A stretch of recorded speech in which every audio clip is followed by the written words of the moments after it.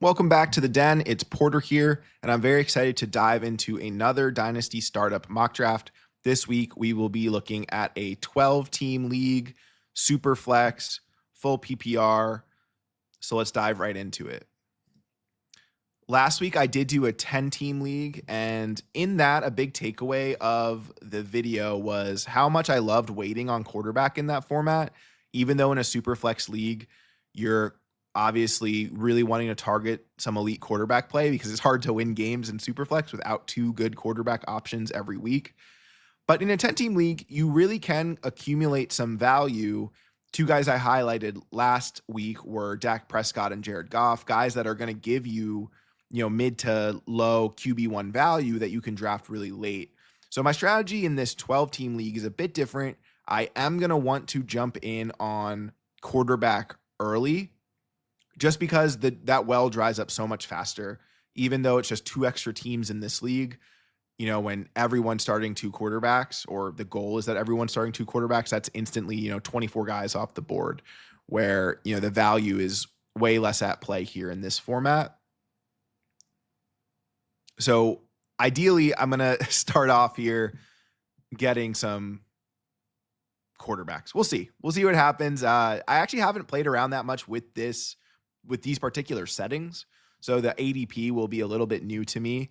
And also, this league, we're doing a third round reversal. So a third round reversal evens the playing field a bit. Instead of it being a standard snake draft, it flips at the third round. So if you're picking first overall, you have the 101 and the 212, just like you normally would, but then you have the 312 instead of the 301. So that third round flips. And then from there, it's just a normal draft. And then on the flip of that, if you're picking in the 12 slot, you have the 112, you have the 201, and then you have the 301.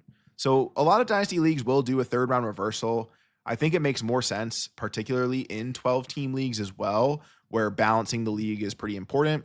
Because if you get, Josh Allen 101, you just instantly have a pretty big advantage. So the third round reversal does even it a little bit, where if you're picking late, you're still getting more top end talent than someone picking 101. So it does balance the playing field there a little bit. And the reason I wanted to include it here is just it's a fun variant, but also it'll throw me off a bit with ADP because I'm kind of locked in on the guys that I really like at value. And so I'll probably see different players on the board with that third round reversal. So I saw myself the number 6 slot here, put myself in the middle just so that we can get a good play for how all of these rounds go.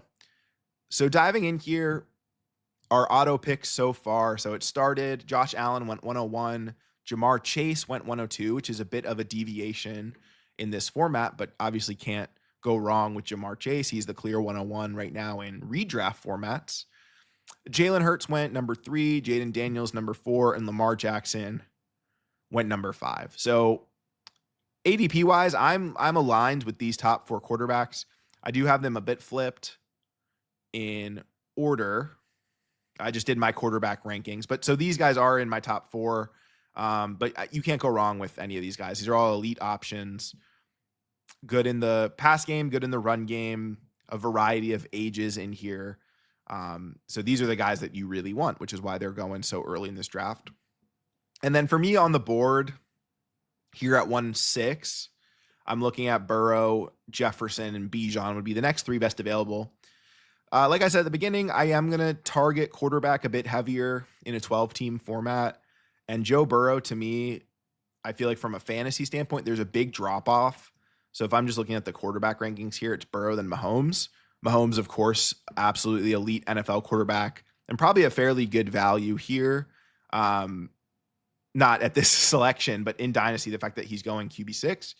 But I would still much rather have Burrow in fantasy. So I am going to make that selection. Joe Burrow is my quarterback 5 in my rankings, and he's going off the board at quarterback 5 here.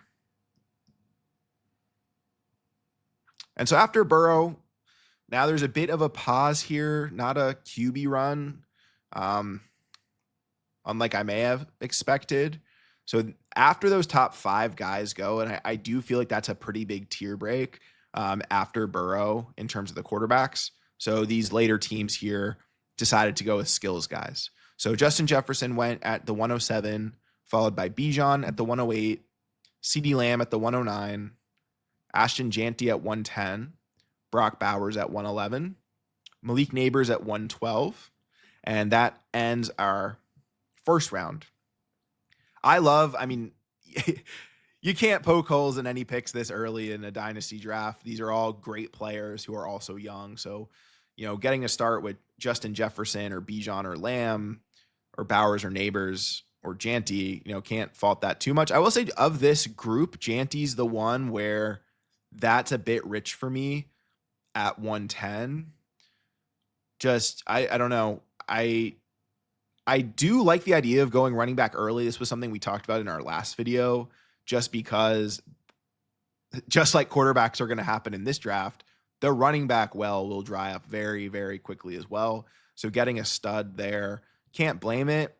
I think maybe I'm just too cautious, or even if I was planning on doing a running back build there at 110, I think I'd still rather have Jahmyr Gibbs. Just give me the guy who I know has already averaged, over 20 points per game in the NFL in a stable situation with a lot of upside. Whereas Jeanty, of course, he's the younger player and it's very exciting, but just a little bit more risk there to start your build.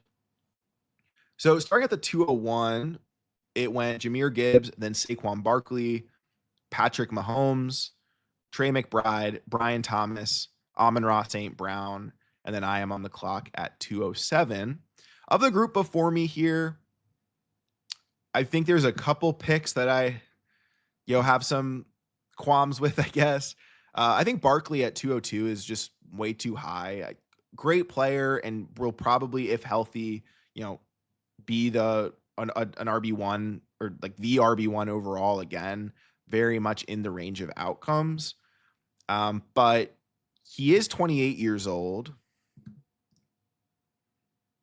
I think he just turned 28 not too long ago. And he still definitely has juice in him and a couple of years left. I'm not trying to say that as a running back, your career's over at age 28. But to take him this high in a startup, you really have to win now. And it might be hard for this team to do that when they went Bowers and then Barkley. This isn't tight end premium. I love Brock Bowers, but this already shaping up where they're putting a lot of chips in with Barkley this early.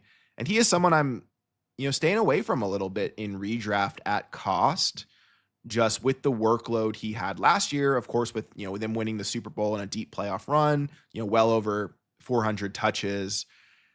It's just the historical result of that is not on Barkley's side to have a repeat season. And if he proves me wrong, great. I love Barkley as a player and he deserves that. I'm just, again, being a little bit cautious and even redraft, but certainly in Dynasty, it's a big investment to make this early. And even McBride, I think, going tight end in a 12-team Superflex, I don't know how much I can justify that. I think it's just without the premium there, you're kind of just instantly starting at a bit of a deficit. But I've also had builds I like where I do go tight end early. So Bowers is the one I'm willing to take early. And I don't know why I feel like there's a drop off from Bowers to McBride when, McBride also dominated last year with, famously not many touchdowns. So, can't pick apart that too much, but I again, in this format, I'm leaning quarterback for sure. Pretty much with my first pick, or like definitely one of my first two picks. And it's back to me it's back to me here at 207. And I got some receivers on the board in Puka, Nico, and Drake London. And then the next group of quarterbacks is Caleb Williams, Justin Herbert, Bo Nix. And then our next running back here would be Omari and Hampton. And we got like Drake May. In this situation, especially because it's third round reversal, I feel like I can still get a QB later. And now that I have Joe Burrow as my QB1, now there's a lot of guys I feel comfortable with in that QB2, QB3 range that I can probably get at value. So I will lean receiver here. And I'm going to take Puka Nacua. Someone I don't have in Dynasty. I have no shares of Puka. And I really wish I did because he's a great player. That offense, I think, will still run through him even with Devontae Adams there. And I just know I'm getting a top option on a point per game basis. And then after Puka, Drake London went, then Caleb Williams at 209, Nico Collins at 210, Bo Nix at 211, Omarion Hampton at 212 to end our second round. And then with our third round reversal here, Ladd McConkey goes 301, Justin Herbert 302, Marv 33, and then Achane and Bucky Irving at 304 and 305 respectively. We have JSN at our 306, and I am back on the clock here at 307. So my top options, I have Drake May and CJ Stroud, two guys that I'd be very comfortable with. But because I have Burrow as kind of like a hero QB here, I do want to build some of my other pieces, knowing I can still get some value at QB later on. There's some guys I'm really high on that I can probably get later.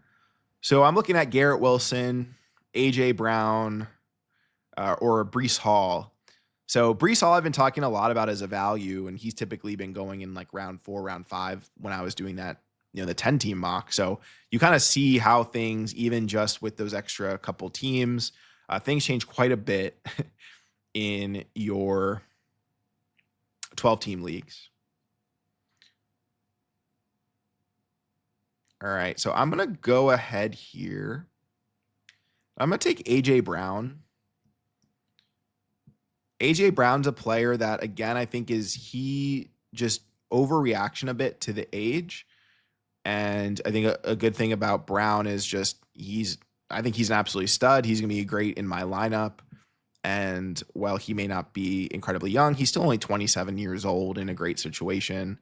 So having Puka and AJ Brown, to me, feels like an excellent wide receiver room. And in this format, it is 2 receivers with 2 flexes and a super flex.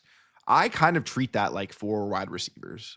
Very rarely, I think, am I considering flexing a running back over a receiver. So I will be a bit receiver heavy in my draft. I just think, again, longevity as well in Dynasty. These receivers they have long careers. So after my AJ Brown pick, Drake May went, Tet McMillan went, CJ Stroud went, Jordan Love went, and then Breece Hall to end the third. And then to start our 4th round, we had Garrett Wilson, Jonathan Taylor, Travis Hunter, Sam Laporta, and then Christian McCaffrey here in round 4. So CMC is a pick I really do like in Dynasty. Funny enough, comparing him to Saquon, they're both 28 years old, and they both have RB1 overall upside. And I know that McCaffrey had scary injuries last year. I don't want to take anything away from that, but he seems fully healthy. And I almost think Saquon could be this year's CMC, where it's just goes to the Super Bowl, really heavy workload. Can he hold up? Which is exactly what happened with CMC last year. And then if you're a believer in the Madden curse, you could throw that in a little bit as well. I think I'm a believer. All right. So I'm back on the clock here at 4-6, and my options would be Kyron Williams, Trevion Henderson, Kyler Murray, T. Higgins, Rashee Rice, Baker Mayfield. So I'm already seeing the running back well dry up here a little bit.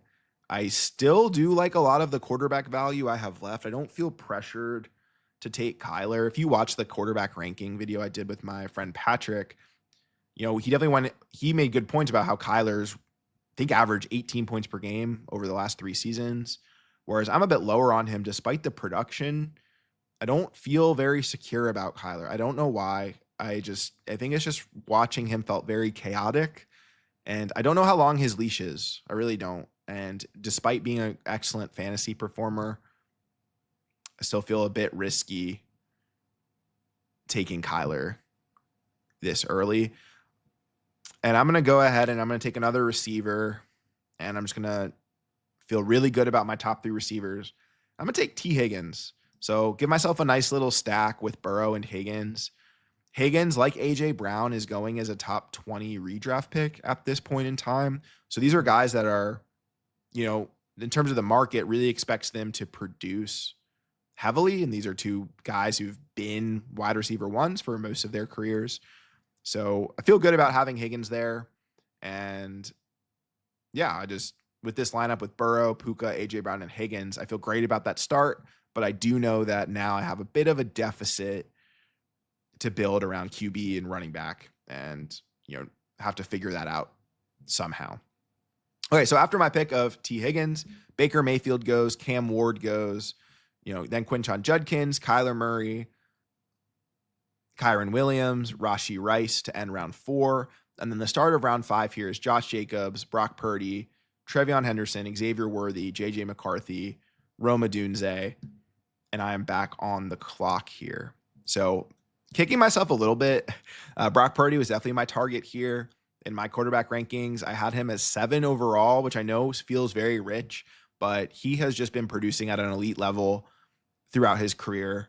He's been 6th in Patrick brought up this good stat on our episode that he is number 6 in fantasy points per drop back. So he just, again, he's a guy that's undervalued. He's performing better than most of the guys that went after Mahomes, like Williams, Nix, Love, Stroud, May, Herbert, Baker, Cam Ward, Kyler, and Purdy. So I feel like Purdy's right there in that tier. And I just personally have him at the top of those other guys and understand that not everyone does. And team number 8 here going Cam Ward, I think is very interesting at 408, just because we don't know what that's going to look like at all. But I guess you have to take the upside swings in Dynasty. So getting Cam Ward, and then he paired him with JJ McCarthy on the way back, is definitely a high risk, but potentially high reward strategy for this squad here. So a little disappointed I couldn't get one of those quarterbacks on the way back. And I'm going to go ahead here and I will secure my QB2. And I'm going to take Trevor Lawrence.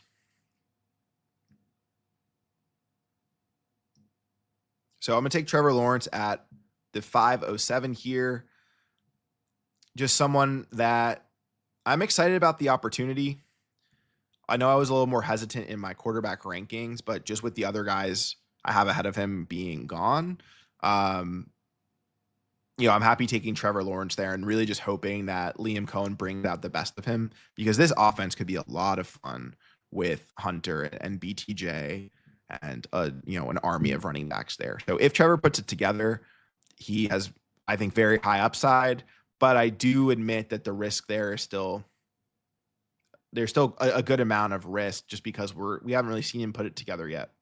So our round 5, it was Josh Jacobs, Brock Purdy, Trevion Henderson, Xavier Worthy, JJ McCarthy, Rome Odunze.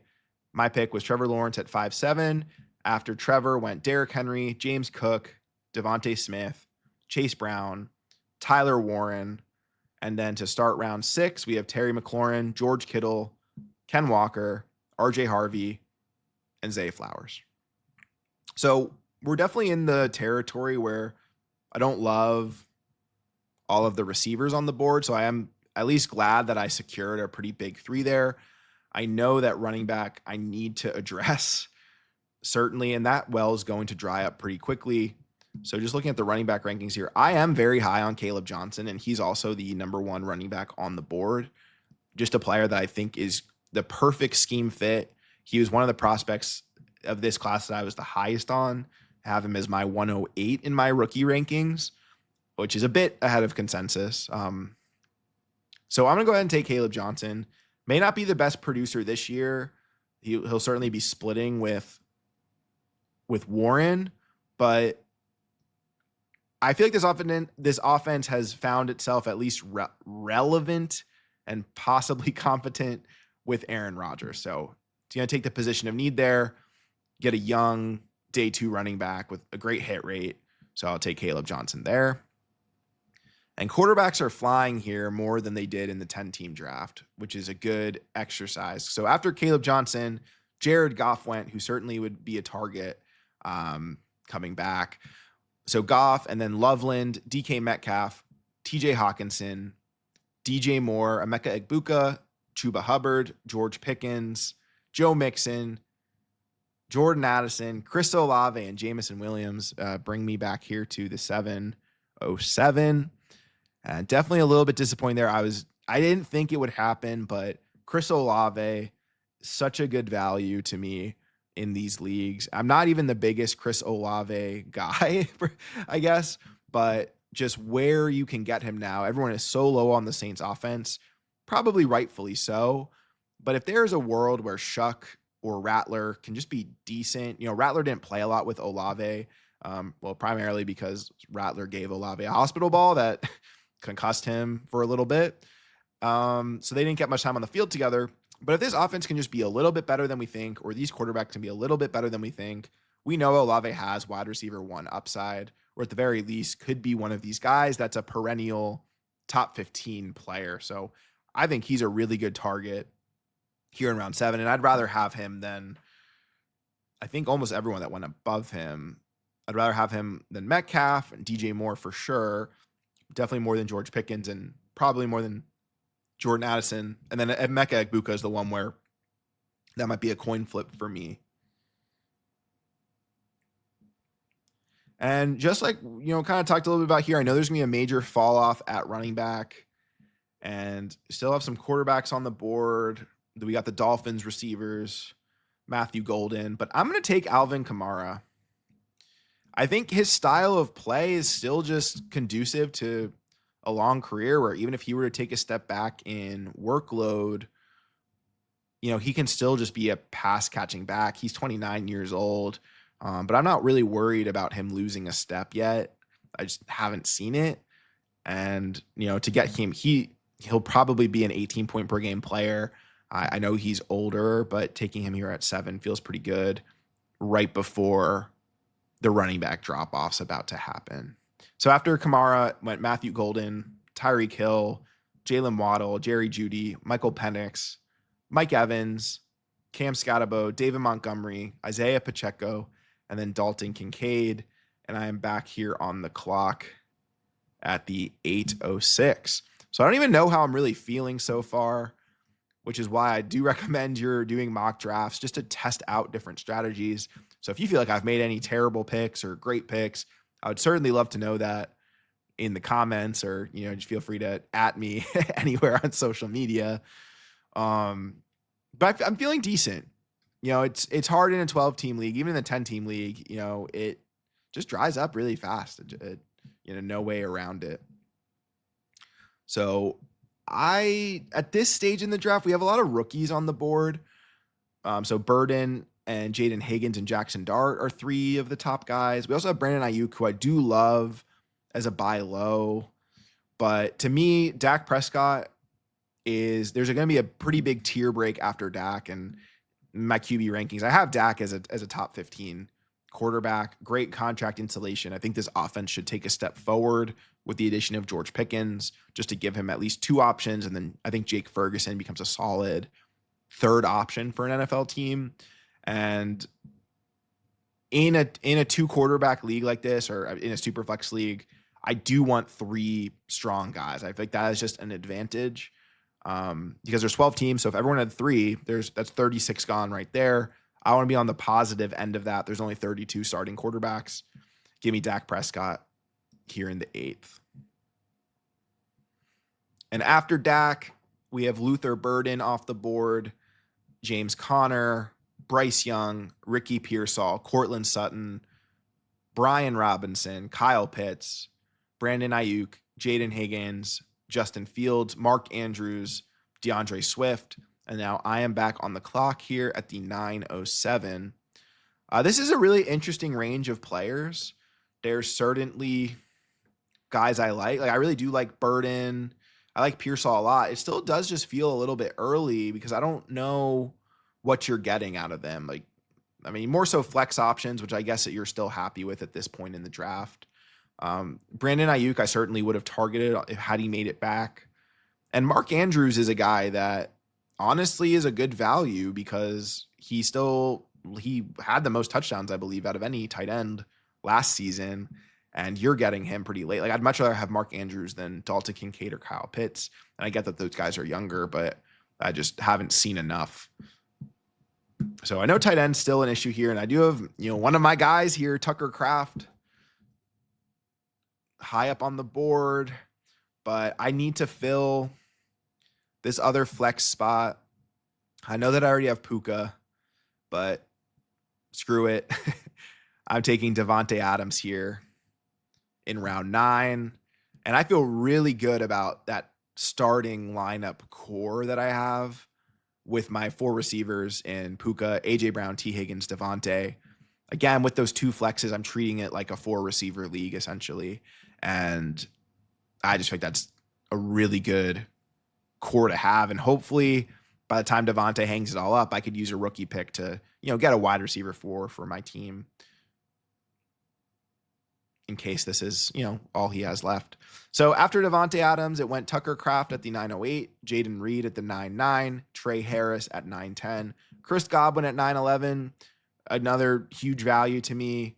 Njoku goes at the 912 to end the 9th. And then in our 10th round here, we have Travis Etienne going at the 1001, Josh Downs at the 102, Trey Benson 103, Pollard 104, Tyrone Tracy at the 105. And I am back on the clock here at the 10:06. And another thing, and I'm making an excuse for myself. Keep in mind that after your startup, you do have picks to work with and you can make trades. So in this running back situation and landscape, I might be, with a team like mine that's a little bit older, I may be willing to move some picks, some combination of picks to get, like an RB3 that I feel comfortable with. Or even pay a haul for, one of the younger guys, depending how this roster turns out. But so things don't stop at your draft is really what I'm trying to say. You have lots of opportunity, particularly in Dynasty, where you have off season to make moves to improve your team. Your team doesn't have needs right now. You can always make moves. And so looking at, this is a pretty gross territory already, I think, for the ADP, where my top options are Jackson Dart, who I think I'm just fading. I know the reports are looking bad at this stage in the offseason, but again, so many players look bad in the offseason and put it together. So I wouldn't put too much weight in that. I'm just not the biggest believer. And then we have Tua and Sam Darnold. But I think with 3 quarterbacks, I kind of have to ride that out unless someone falls. I could certainly load up, but I'm not persuaded enough to take these other quarterbacks. Wide receiver Khalil Shakir, Keon Coleman. We have Zach Charbonnet, and we have Jack Besh, Jonnu Smith as well on the board. I think there's going to be a lot of options I like on the way back. So I'm going to build my RB depth, and I could bet on a year 2 jump of Keon. I could say, Khalil Shakir is a great wide receiver 4. Well, I guess he'd be my wide receiver 5, and he'll certainly outperform that, but he doesn't really excite me all that much. It doesn't have a good week-to-week upside, in my opinion. Jack Besh is a rookie I'm high on, but I'm going to go ahead and take Aaron Jones, another guy that I just still think has enough juice left to hopefully get me through a season or 2. And after Aaron Jones, we go Zach Charbonnet, Khalil Shakir, Keon Coleman, Deebo Samuel, Jonnu Smith, and then Jackson Dart to end round 10. And at the start of round 11, it goes Tua, Calvin Ridley, Jack Besh, Isaiah Likely, Michael Pittman, Travis Kelce. And now I'm here at the 11:07.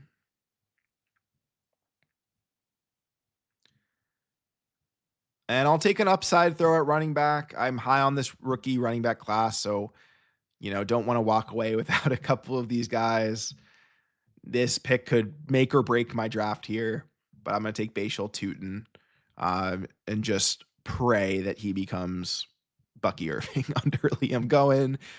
He has a fumbling issue, which is scary. That usually persists in the NFL. I think that can be a hard issue for guys who do have a tendency to fumble. That usually sticks with them.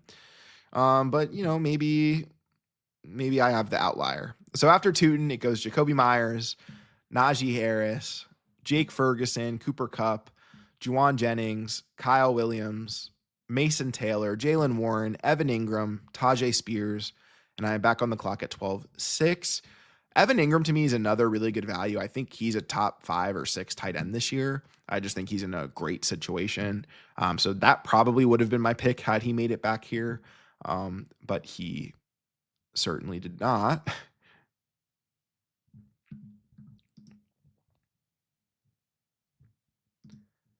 And just debating a couple of these guys here.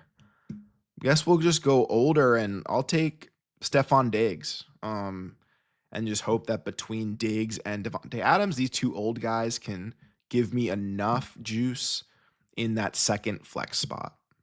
And, I know there's off season or off the field issues right now with Diggs, but I think he'll be okay. I don't need him to revert to the superstar status that he once had. Just a solid, PPR option would be nice. No, all right, no. All these running backs go in. All right, some of them went pretty early here. So after Diggs, it went Jaden Blue, then Jalen McMillan, Javonte Williams, Pat Freiermuth, Ramondre, and then Darnell Mooney to end round 12. In round 13, we have Xavier Legette, Rashad White, Dylan Sampson, my guy, Jordan Mason, Marvin Mims, Tank Bigsby, and I'm back on the clock. I really thought Mason was going to fall back to me here and that I could just pair him with Aaron Jones. And I think Jordan Mason is one of the best values in really fantasy in any format, just because they gave up quite a bit to get him, and his contract is starter money.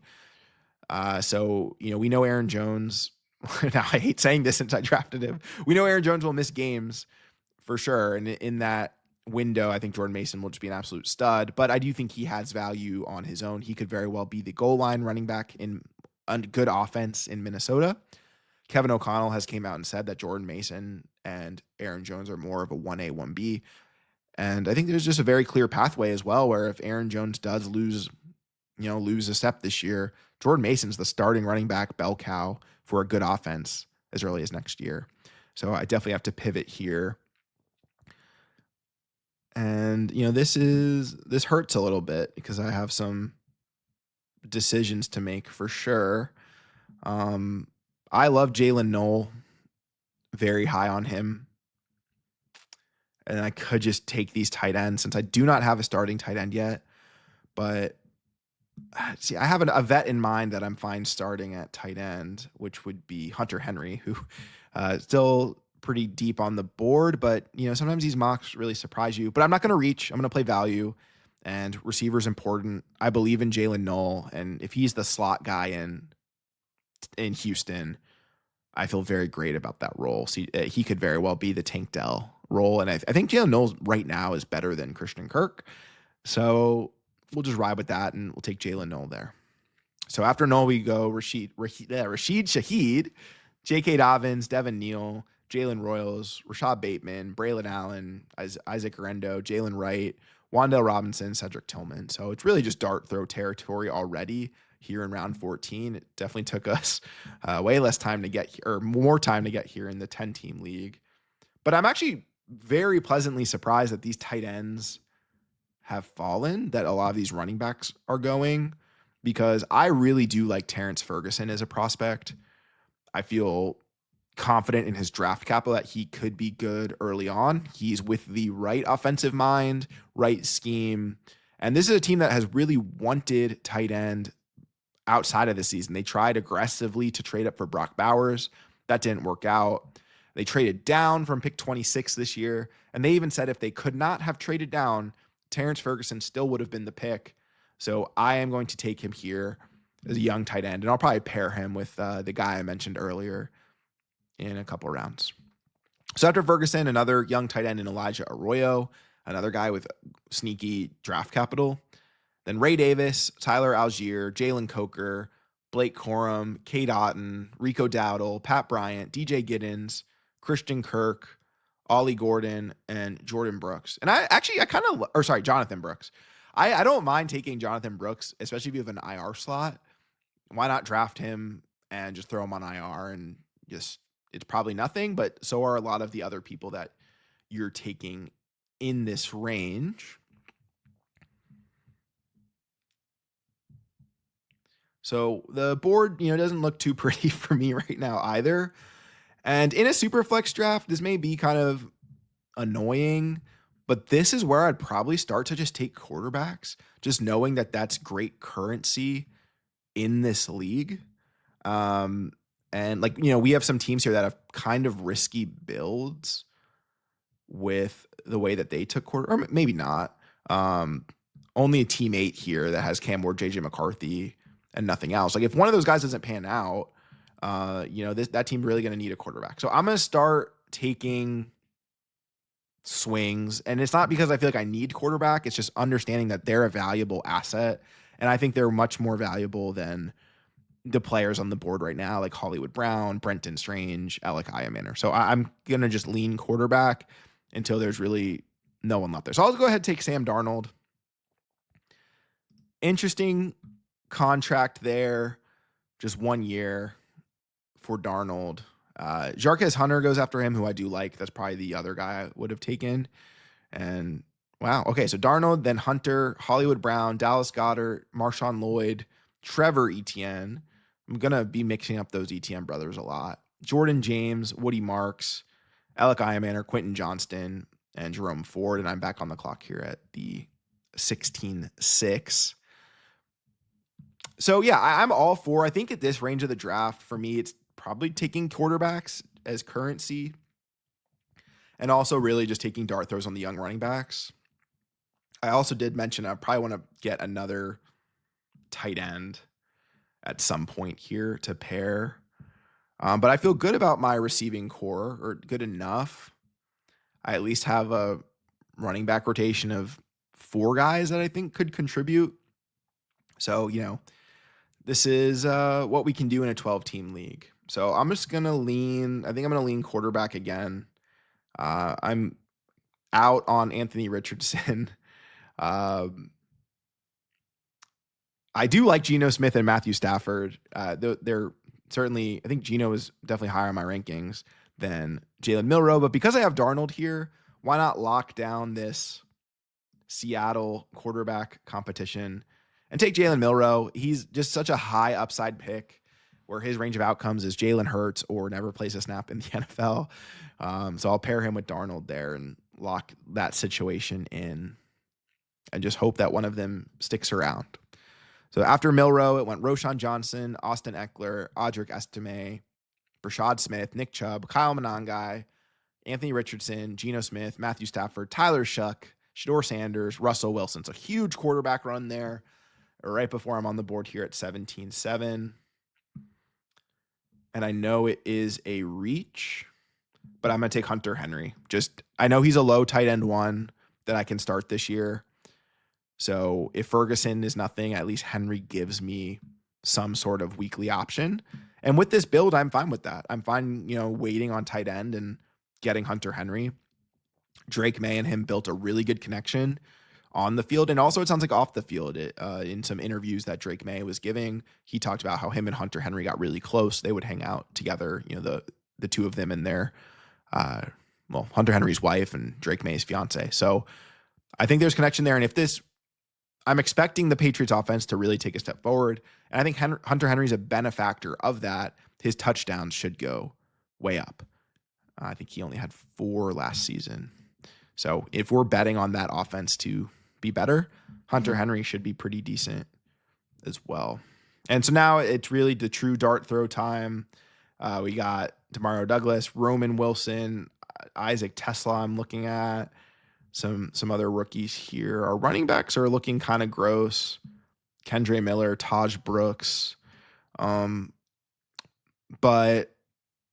I'm going to just enter that not the dart throw territory, but guys I think could at least be backups this season and hope I get some running back depth. So I'm going to take Taj Brooks. He's a player I like, the all-time leading rusher for Texas Tech.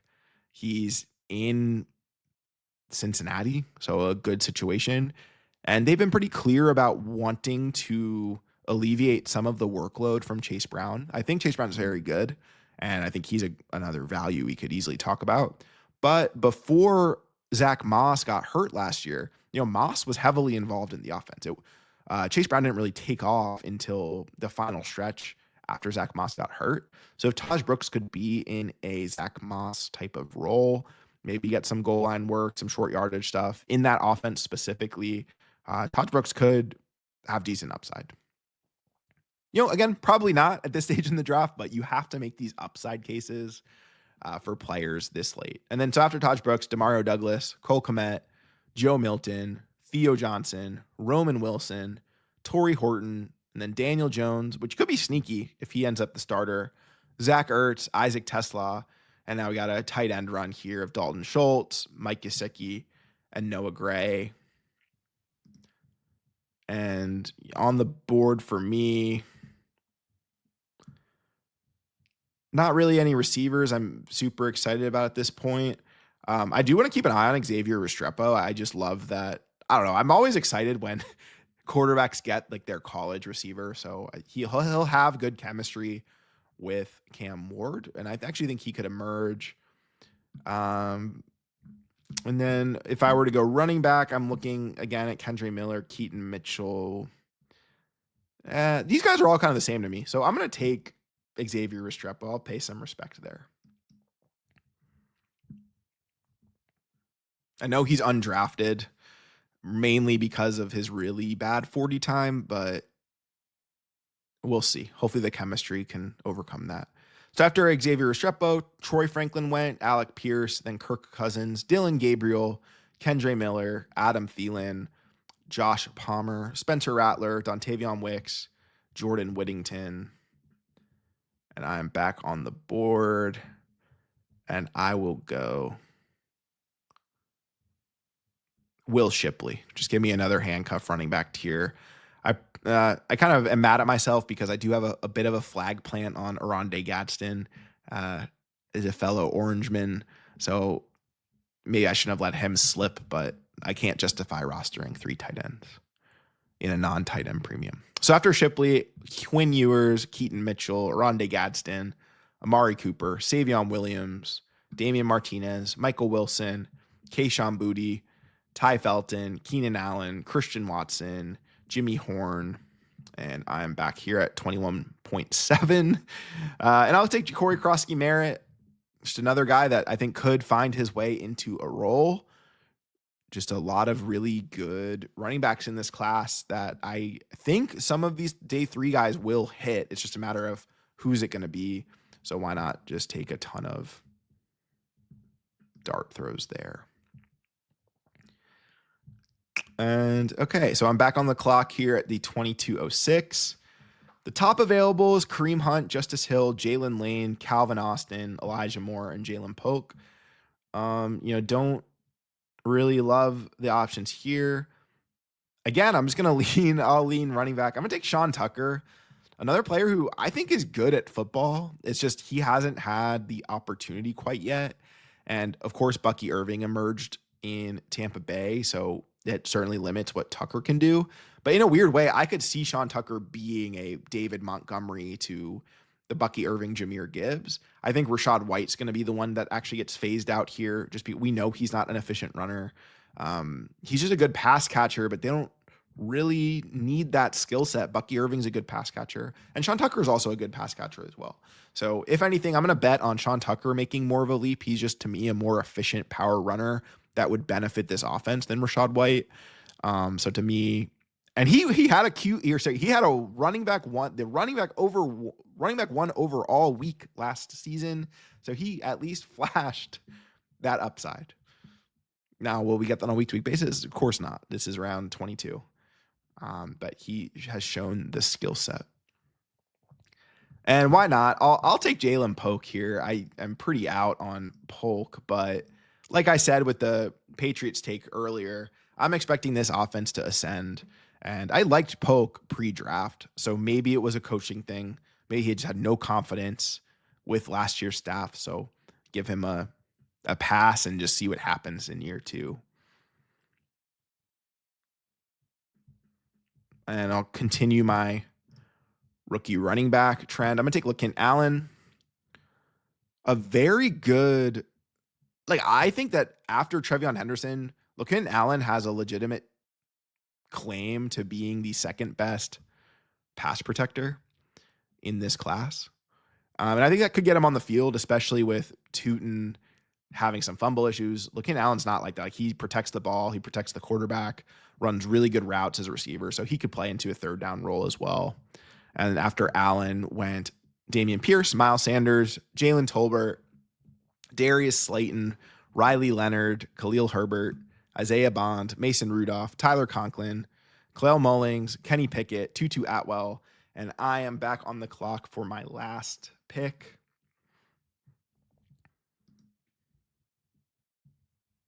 And, that's a very stressful decision to make.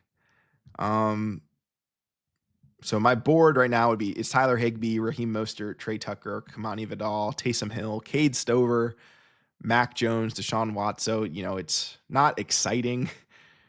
Certainly not exciting. All right, I'm going to take Mac Jones. Just give me another quarterback in this format. Maybe Mac Jones can do what Sam Darnold did, which is learn from Brock Purdy and Kyle Shanahan and then go be a starter next season. And after Mac Jones, Taysom Hill, Deshaun Watson, Kamani Vidal, Tyler Higbee, and Raheem Mostert finish the draft. All right, so I'm feeling okay here. So to recap my draft, round 1 was Joe Burrow. Round 2 was Puka Nacua. Round 3 was A.J. Brown. Round 4 was T. Higgins. Round 5 was Trevor Lawrence. Round 6 was Caleb Johnson. Round 7 was Alvin Kamara. Round 8 was Dak Prescott. Round 9, Devontae Adams. Round 10, Aaron Jones. Round 11, Bashal Tutin. Round 12, Stephon Diggs. Round 13, Jalen Noel. Round 14, Terrence Ferguson. Round 15, Sam Darnold. 16, Jalen Milroe. 17, Hunter Henry. 18, Taj Brooks. 19, Xavier Restrepo. 20, Will Shipley. 21, Ja'Cory Krosky Merritt. 22, Sean Tucker. 23, Jalen Polk. 24, LaQuint Allen. And 25, Mac Jones. So what did I do well? Where did I go wrong? Please, would love to hear your feedback. This is a really fun exercise. And I really recommend that you just jump into some mocks before you draft in any of your leagues and see what works for you. What strategies do you like? So definitely in a 12-team league, I'm all for going quarterback early and then really building around receivers and just hoping I can get some value at running back late, which is hard to do. But really, I stick to the basic principles when building these dynasty rosters of really trying to lock in my quarterback and my receivers for longevity, and just knowing that if I have a good core at QB and wide receiver, I can probably fill in the other pieces with draft picks, with trades. Whereas if you're an RB heavy team, let's say, but you're not really solidified at quarterback or receiver, you don't have a long window to compete. You won't be able to compete at all. And it's going to be just so hard to acquire starting quarterbacks and like really young stud receivers via trade. So always worth practicing. And yeah, just looking at my roster here, I don't know if there's anything I would do differently. I think just played the board as well as I could have. So I'm happy about that. Well, thank you for joining today. I hope that this provided a little bit of insight of how you could go about your dynasty startups. And as always, I really just want to say thank you for the support early on here as a new channel, as a small content creator. Every bit of engagement helps. So if you're watching this on YouTube and you like the video or leave a comment, that really goes a long way. And if you're listening to this in podcast form, if you could subscribe to the podcast or leave a review, that really, really helps. And I'm always open to hearing your feedback about how we can make this channel and this content better.